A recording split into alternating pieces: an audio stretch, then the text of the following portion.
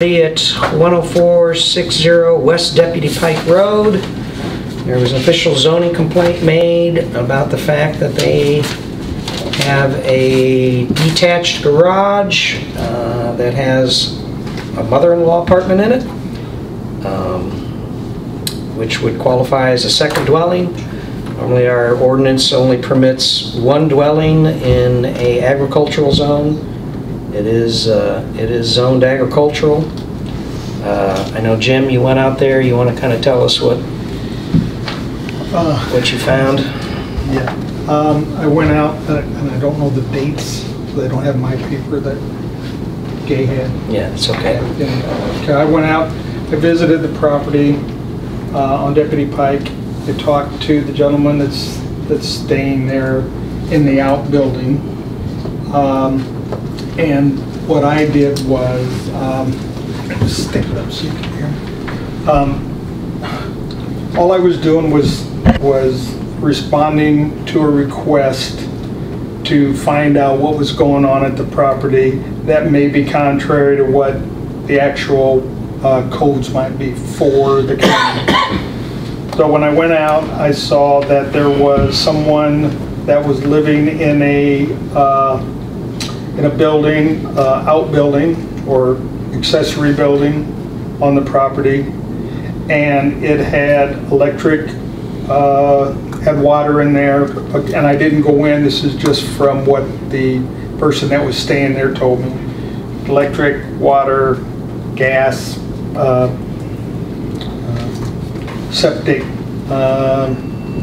and telephone, and kitchen, bedroom, living room, I think that's what he told me. And the gentleman was real nice, and that's all I seen. I didn't see anything that might be out of the ordinary for someone living in a house on a piece of property. That's all I could tell you, because that's all I went out there to look at. Right, and Gay's not here, but I did ask her to do some investigation on the history of the property. It looks like it was sold to Mary Beth Mock in December of 1998. And I believe the Mocks are the ones who sold it to the Duquettes, right? Yes. Okay. And Mary Beth Mock said that the garage was already converted to had the apartment in it when she bought it in December of 1998. Our current zoning ordinance was adopted in 2004. So the current zoning, assuming we believe Mary Beth Mock, the current zoning ordinance was adopted after it got turned into an apartment. The previous zoning ordinance it refers to dwellings, plural, in an agricultural zone on a building site. That was the term that the previous ordinance used. And it says one of the allowed uses in an agricultural district on a building site is a single-family dwellings, plural, and that's the zoning codes, plural, not mine. And Gay said that it was practice at that point in time to allow multiple dwellings on a single parcel out in an ag zone. I think the question kind of hinges on, well, Pat really probably needs to talk about this a little bit more, but from what it looks like to me, it was legal at the time it was constructed. But I think maybe we could do a little bit more research on exactly what our code said at that point in time. Plus, we're kind of going on based on what Mary Beth Mock had to say about as to when the apartment was actually put in. Has it been assessed? I do not believe it is currently assessed as a dwelling. I'm not positive on that. Could you answer that question? Do you know, is the garage assessed as? I think that if you look at the property card, it'll say detached garage. Just detached garage? I don't think it's ever been changed. Or okay. And Gabe probably did research that. I just truthfully don't know. But that's something we could find out. We know GIS and find out. Okay. No, I think he's pretty correct. It's still assessed as a garage currently. I believe that's what the property card says. I don't think there's much question on that. What is it? Is it a detached garage? Yeah, whether it's assessed for property tax purposes as a garage or a second dwelling. It's in the complaint, Mr. Dagger. Okay, I'm going to open it up for discussion in just a Okay. minute. Okay, was there any questions or anything from the board or anything? Was there any other particular problems that were being noted on the property as far as complaints or the complaint about the property? What else did it address? From a zoning application, from a zoning standpoint, I don't believe there were any others. Was there anything from health and safety or Yes, I do believe there was complaint about a septic system odor. what the health action has been department. taken on that, if any, that if you're aware of? The health department has gone out there twice. I have notes from Mike New, the health department inspector. The first time he was out there, he did not notice any odor, but the ground was fairly dry at that point in time. He wanted to go back out when the ground was fairly saturated, because that's when you're more likely to notice septic problems, according to Mike. He went back out there late last week, and his notes, and I was on the trip with him, his notes indicate that he did not notice any odor at the time or any other signs of septic system failure. Then, when did you purchase the property? 2008. 2008. Was it a living quarters at the time you purchased the property? Yeah. It was a dwelling when we purchased the So property. from 2008 forward, it's been a living quarters since you I believe it was built by the Sprites and it was built that way originally? in the 70s. I don't know the specific date. All right, thank you. We did kind of research to see if we'd have a building permit from converted to a garage to an apartment. We couldn't find where we ever had one. Although at one point in time, I know the practice was not to require building permits for purely interior work. So somebody could have, erected the garage and then at a later date just gone in and remodeled, and we wouldn't have required them to get a permit for that at that point in time. So we're saying it is definitely a violation to be living in that garage.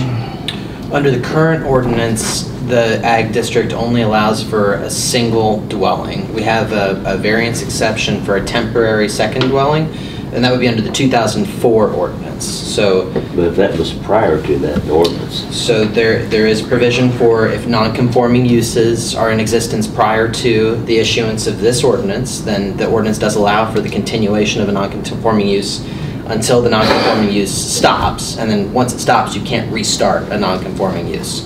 So the former ordinance is not as detailed as our current ordinance, and as Jeff points out, one of the uses permitted, it does say single family dwellings with an S at the end. And I mean, obviously, it's before my time as far as the practice was, as far as The only other place it has a definition. in the definitions, it talks about dwelling, seasonal dwelling, single family, attached building or portion thereof designed for occupancy exclusively by one family. Under a building site, talks about one or more lots or parcel under common ownership or control. To be occupied by a main building or buildings, again plural, and accessory buildings, plural.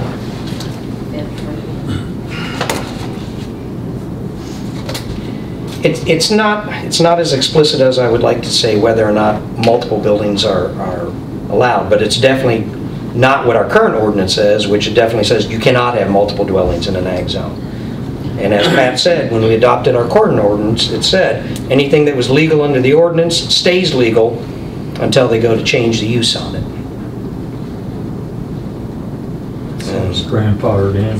That's, yeah, we call it, I mean, it's a non-conforming use provision under our current zoning ordinance, is that a non-conforming use in existence at the time that the ordinance was passed remains in place until the use stops. Yeah. Once the use stops, you can't resume the use. I mean, so it's a one-time only thing. Yeah. Once you give it up, you can't get it back. So I think we've done some variances on like a trailer that moved in, haven't we? There's a specific exception But they there had to move yeah, the trailer once. Back there. for the temporary second dwelling in an ag. We typically, the ill family variance is what we thought of it as. so there's no complaints or violations other than what they're using that building for. Is that my understanding? That I'm aware of, yeah. Okay. if there's no more questions on the Plan Commission, I'd like to go ahead and open it up to Okay. comment from, and if it's all right, I'd like to hear a statement from you and or the Duquettes, then I'll open up conversation to the whole audience, and if you guys want to have anything to say to wrap it up after that, is that okay? According to the property card, the detached garage was built in 1980. 1980 was when the garage was built, maybe. We'd actually have to check and see whether that's just a default date they put in when they don't know, or is that a real date? But anyway, if you guys want to... Sure. Our position is the Duquettes haven't made any changes to the garage since they've owned it. As far as we can tell, that garage was built by the original owner. And we can't tell, there's no evidence that there was any changes since. And so under Article 7, I think it's a non-conforming use. It's going to comply under the old statute, and that would be our position. Okay. And that's what we would defend. Would you mind sharing with us who's in there now? My father lives there. I help take care of him. Her father's elderly, he has some sicknesses. Cancer. What was that? For the record, if you want to state it, state it. He's in cancer care. Okay. He's sick. He has some, and so I manage his health. And Is there anything else you guys wanted to? So if that building has been vacant for so many years, nobody living in it, and then all of a sudden in 2007 or 8, somebody goes to live in it, that's still legal? That's like a trailer, somebody moving 2 trailers on their property, and they abandon one, but then in 2008 they decide to go back to live in it, that's still legal? Non-conforming legal, is what you're saying? I don't know. What's stopping the use? I mean, if it's been vacant and Mott's didn't live in it, so technically it was just a garage. When Duquette's bought it, then they put their father into it. Well, they started it all over again without a permit. To the new code. So technically, So that would it was be, that would restarted. go to the new code. They lost the grandfather status. May I But if the grandfather status is going to carry over for that, then the grandfather status should carry over for the gun range that is right next door because it was built in 91. We're not going to discuss the gun range at this meeting. It's under Okay, litigation. the neighbor's property. Fair enough. Okay. Just so I may, there's case law on this. It requires an intent to abandon the use. Just merely not having someone in the property doesn't abandon it's not abandoning the intent.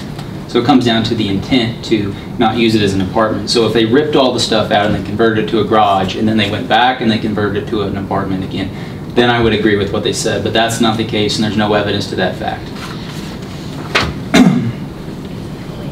And there's case law I'm happy to provide Pat on, if necessary. Okay. I'd love a copy of the case law. I mean, just regardless of how today turns out. But I mean, it comes down to the use. I mean, it's not the structure itself. It's the use and whether or not the use is abandoned or continuing. And once it's lost, it's lost. I mean, so it's a very fact-sensitive inquiry. So the use is having an occupant, a resident? Explain your Use. terminology of the use of it. The use is defined by the ordinance, and in this instance, we're talking about the use as a single-family dwelling. But it's not. According to your current law. Your accessory building isn't fit for human habitation. It's not for people to live in. You've already admitted that this is a dwelling. It is a second dwelling on here. So if that apartment ever ceased to have someone living in it, the garage, does it use its does it use its lose its grandfatherness? I don't, for non-conditional uses or that come through. Don't you have like a 1-year period where you lose the right to continue? What does your zoning say about that? There is a section in there, yes. Yeah, that refers to the conditional use permit, and our conditional use permits are granted, and when a conditional use permit is granted, if the conditional use that has been approved by the Board of Zoning Appeals by permit, if that use is not begun within 1 year, then the conditional use expires by its own terms. Okay, so this is not a conditional use application. And I'm not saying it's a conditional use, it's a grandfather. You're trying to adapt the prior ordinance and grandfather that use into the new one. What happens when that stuff's being used? It's been on the tax base as a garage, not a dwelling. That is true. So are they going to be charged for all the back taxes? I can't answer that question. I'm not in charge of taxes.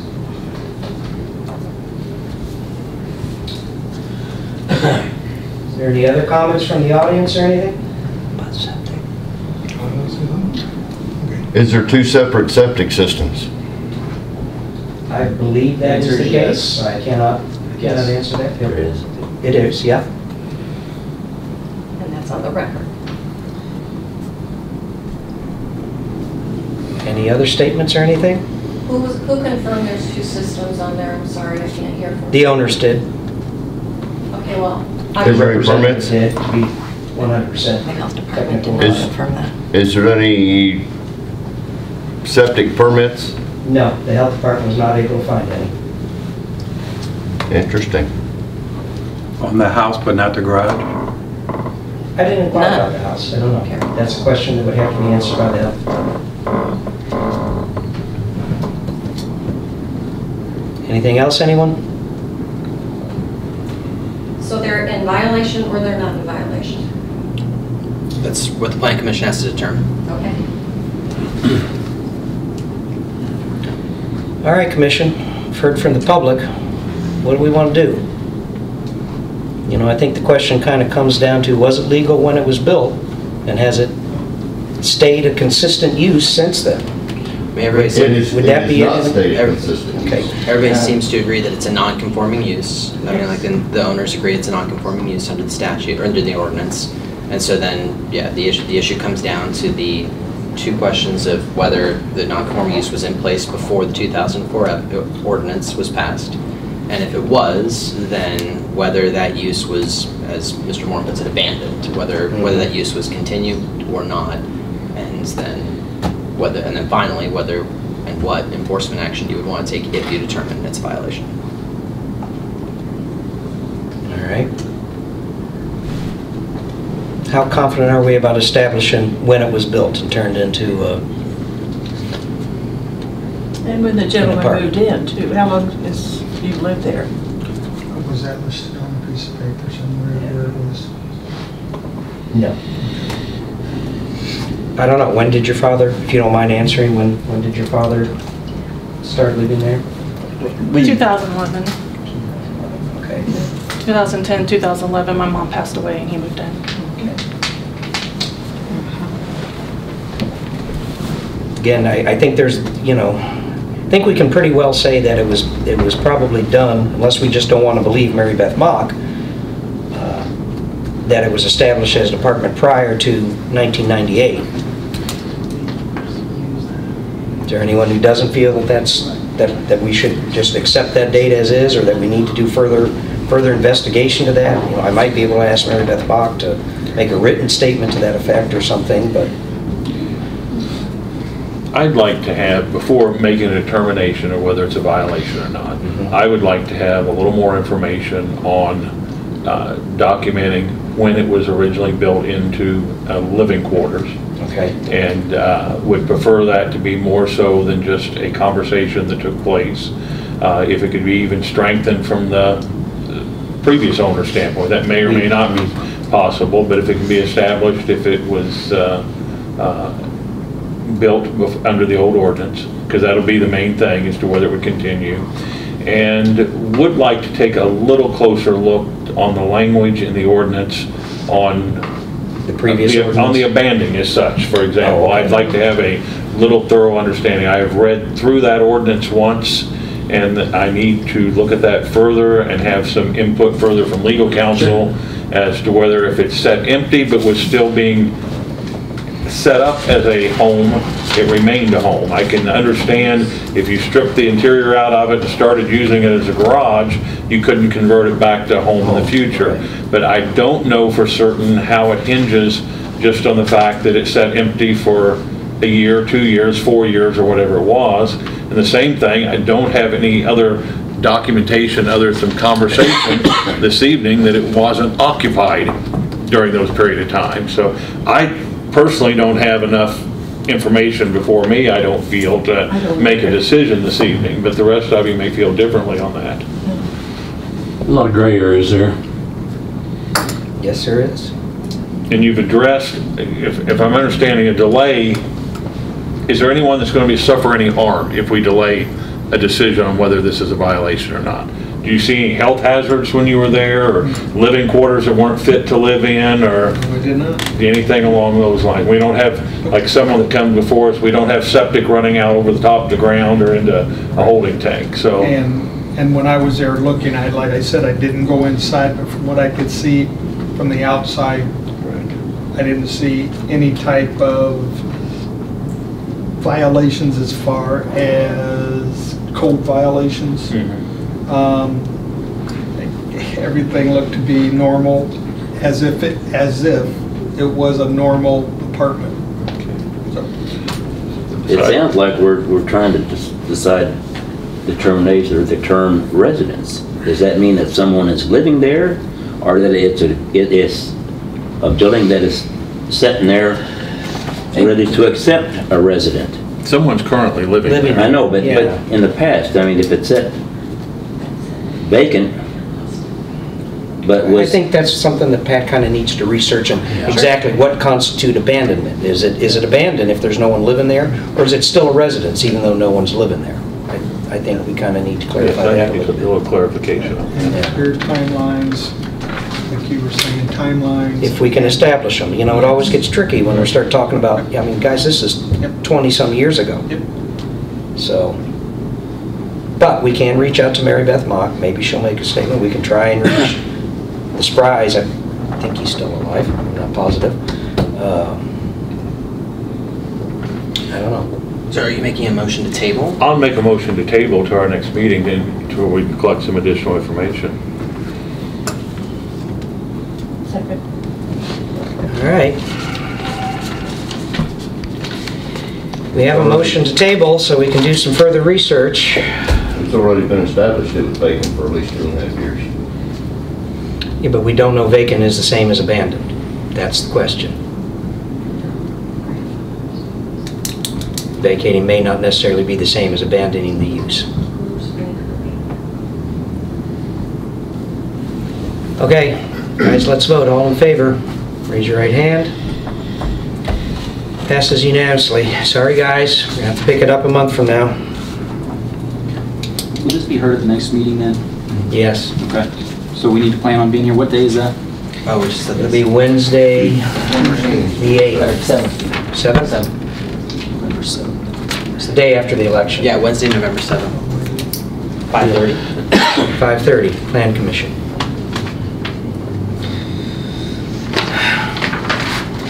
Do you have them?